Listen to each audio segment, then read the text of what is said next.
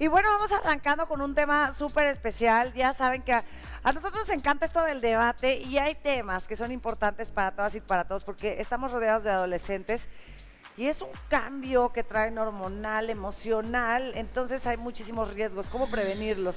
Hoy lo vamos a platicar con alguien muy especial. Ella es la psicóloga Alma Rosa Martínez y nos encanta recibirte. Alma, bienvenida, ¿cómo estás?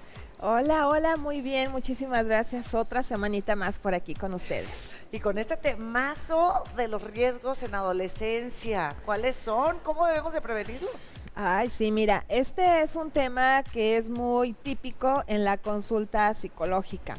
Resulta que se considera riesgo psicosocial el conjunto de experiencias, hechos, factores, tanto individuales, familiares o sociales, que conllevan una determinada problemática. Es decir, en la actualidad los riesgos más típicos de los adolescentes son obviamente las adicciones, que está pero bárbaro este tema. Otro riesgo súper importante es la deserción escolar. Sobre todo en la pandemia yo tuve mucha consulta psicológica en ese campo. ¿Por qué? Porque recordemos que el adolescente, como tú lo mencionabas, está atravesando por una serie de cambios físicos, cambios psicológicos, toda la cuestión hormonal, de tal forma que ellos ahorita en esta etapa van perdiendo un poco el sentido de identidad, porque de pronto dicen, bueno, es que yo quiero funcionar sí y tomar ya decisiones como adulto, pero luego también entra la otra disyuntiva en donde ellos quieren seguir como niños, a lo mejor absueltos de muchas responsabilidades. Entonces, como entran en una especie de encrucijada, de no saber si irse por el lado de de la adultez, donde ya hay una carga de responsabilidades, o irse por el lado infantil, donde ya de pronto pues todo es juego, entonces entran en esa encrucijada. Y eso aunado a que en los cambios físicos ellos no sienten o no se perciben a sí mismos como son. Siempre se andan viendo que si están gordos, que si están flacos, que si bla, bla, bla, y a lo mejor nada que ver.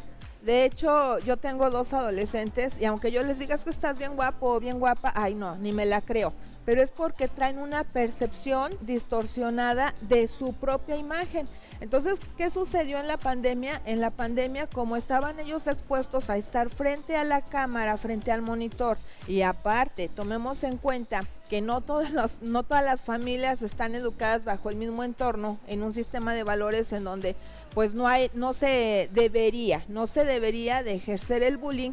Resulta que en esa etapa de pandemia, cuando ellos estaban sometidos a estar frente a la cámara y eran fácil presas de una captura de pantalla y luego les hacían el ciberbullying, etcétera, entonces resulta que ahí pues ese también fue un riesgo muy muy grande, muy fuerte. O sea, ya de sí antes de la pandemia la deserción escolar en la adolescencia es alta, en la pandemia se acrecentó. Entonces, ese también es un riesgo psicosocial de la adolescencia. Las adicciones, los embarazos no deseados, los trastornos alimenticios, llámese bulimia, anorexia, precisamente por esa distorsión errónea que tienen de sí mismos, porque las muchachitas se perciben a ellas como súper gordas y entonces como hay una necesidad de encajar en algo que te tienen ahí bien definido como lo que es belleza, pues ellas quieren forzosamente encajar a costa incluso de su propia salud. Entonces son muchos los riesgos, incluyendo el suicidio. En la consulta psicológica yo me he encontrado con adolescentes que tal cual así me lo describen: es que me siento solo, es que me siento vacío, es que no sé a dónde voy, es que no sé lo que quiero, y entonces eso hace que ellos en su mente empiecen a acumular no solamente pues todos esos sentimientos y esas emociones negativas que se da en función a los cambios adolescentes, sino que también aunado a que hay algunos que sí llegan o sí hacen el intento suicida porque ya para ellos no encuentran un sentido de vida. Entonces son muy complejos estos cambios que ellos presentan. Los riesgos pues son muchísimos, muchísimos, porque ellos están sometidos a una presión social de tener que encajar en el medio junto con sus amigos. Y bueno, esto es parte de esos cambios. ¿Y qué podemos hacer? Porque aquí, bueno, ya mencioné, todos esos son riesgos, a final de cuentas. Pero ¿qué podemos hacer? Lo que necesitamos hacer para nosotros proteger realmente a nuestros adolescentes es tener vínculos de cercanía con ellos. Pero también me he encontrado en la entrevista, en la terapia psicológica, que muchos de estos niños se sienten tan solos porque, bueno, desafortunadamente la economía a veces no alcanza. Y entonces, ¿qué sucede con ello? Pues papá, mamá, tenemos que salir a trabajar, nuestros hijos se quedan prácticamente muchas horas del día solos y entonces ellos ahí pues todavía están bajo esa sensación de soledad. Y cuando papás, mamás llegamos, pues a veces llegamos con el estrés de ahora ordenar la casa o incluso con las cuestiones económicas que a veces nos sobrepasan y que terminamos como papá y mamá discutiendo. Y entonces el niño, en lugar de poder tener pues el apoyo que está la necesitando, base, pues, y el sí, rato de la calidad. base, el tiempo de calidad, la seguridad, etcétera, pues resulta que todavía se siente más solo. Claro, pero yo creo que también no empieza desde que son adolescentes y ahí es donde debe de empezar. Tal vez es desde antes que se debe de preparar, desde que son más chiquitas, chiquitos. Y bueno, justamente comenzando desde en qué momento como papá y mamá o las personas adultas que estamos alrededor de los adolescentes podemos prevenir. Alma Rosa, ¿desde en qué momento se empieza? Pues bueno, lo ideal sería desde la infancia.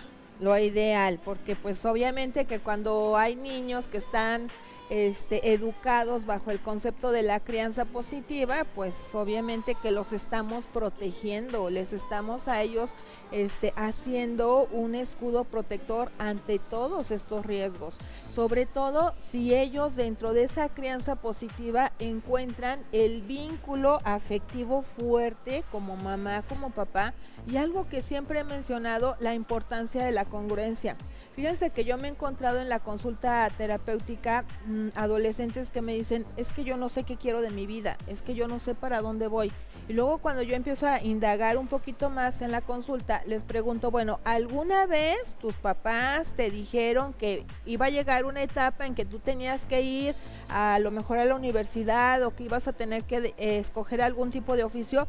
Y me dicen, no, nunca me dijeron. Y es que yo digo, es que desde ahí se debió de haber empezado. O sea, recordemos que como padres siempre vamos a funcionar como modelos en nuestros hijos. Entonces, si desde pequeñitos no les decimos a ellos, mira, tú cuando seas grande vas a, pero no a manera de sermón, sino a manera de motivación, de decirle, mira, tú en alguna etapa de tu vida vas a crecer, vas a hacerte cargo y responsable de tu vida y para ello vas a tener que elegir o un oficio o una carrera profesional. Y entonces ahí cuando el niño crece bajo ese concepto, pues él solito va buscando sus respuestas, de tal forma que cuando es adolescente y si fue criado bajo la crianza positiva, pues digamos que está un poquito más blindado. Ahora, ya no lo hice, ya se me pasó el tiempo, pero todavía estoy en condiciones dentro de la adolescencia.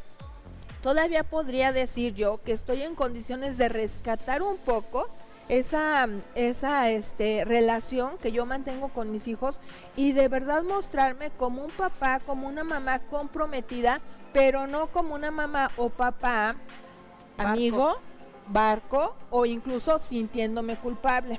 Tengo pacientes, por ejemplo, que mamás sobre todo, que son a veces pues mamás solteras y como mamás solteras nos tenemos que superdividir, o sea, porque tienes que trabajar y luego tienes que aparte hacer pues tus funciones de jefa de familia, entonces es muchísimo más complejo. Pero también resulta que me he encontrado que cuando somos mamás solteras, nos sentimos culpables de no poderle brindar a nuestro hijo el tiempo, la calidad, etcétera, y entonces terminamos siendo muy condescendientes con ellos, pensando que pobrecito, pues es que como no tiene el papá o como no tiene la mamá, pues pobrecito necesita que yo esté ahí, pero como no puedo, bueno, quiero esto sí, quiero esto sí, quiero esto sí, y no les desarrollamos resiliencia, no les desarrollamos la motivación necesaria para que ellos vayan y busquen lo que ellos necesitan. O sea, a veces hasta por la misma culpabilidad terminamos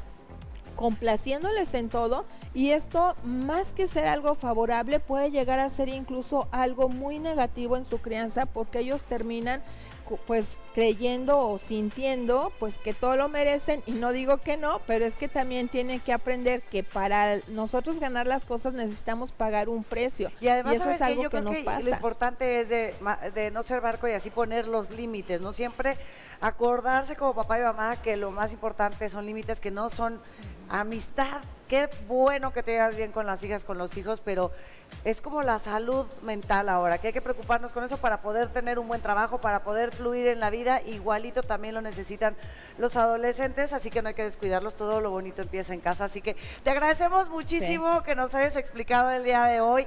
Márquenos 444-812-6565 extensión 0, y si ya quiere ir a una terapia que le ayude a Alma Rosa, aquí le pasamos todos los datos. Muchas gracias. Gracias a Continuamos ustedes. con más aquí en Tu Casa al Día.